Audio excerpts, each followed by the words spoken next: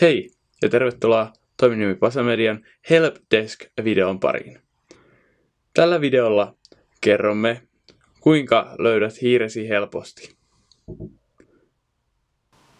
Käykö sinulle yleensä niin, että kun teet pitkiä päivää, niin tulee vaihe, jolloin hiiri katoaa, etkä löydä sitä melkein mitenkään? Tähän on olemassa apukeino. Hiiren pulsing-toiminto.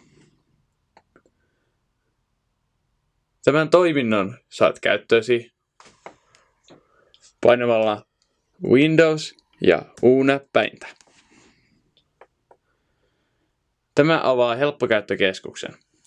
Helppokäyttökeskuksen voi hakea myös Windowsin omista Hae helppokäyttökeskus ja päädyt helppokäyttökeskuksen sivulle.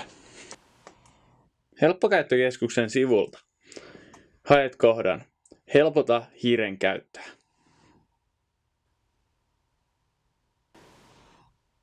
Helpota hiiren käyttöä sivulta kelaat alaspäin ja menet hiiren asetuksiin.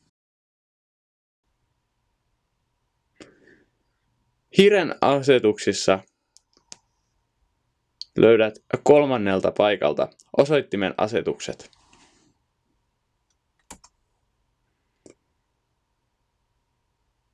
Hiiren ominaisuuksien osoittimen asetuksista viimeisellä kohdalla on kohta, jossa lukee Näytä osoittimen sijainti Ctrl-näppäintä painettaessa.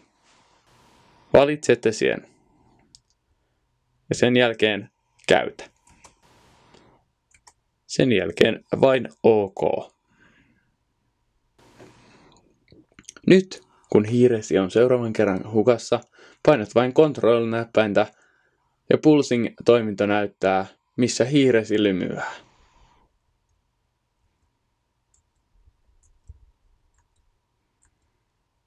Kiitos, että katsot videon.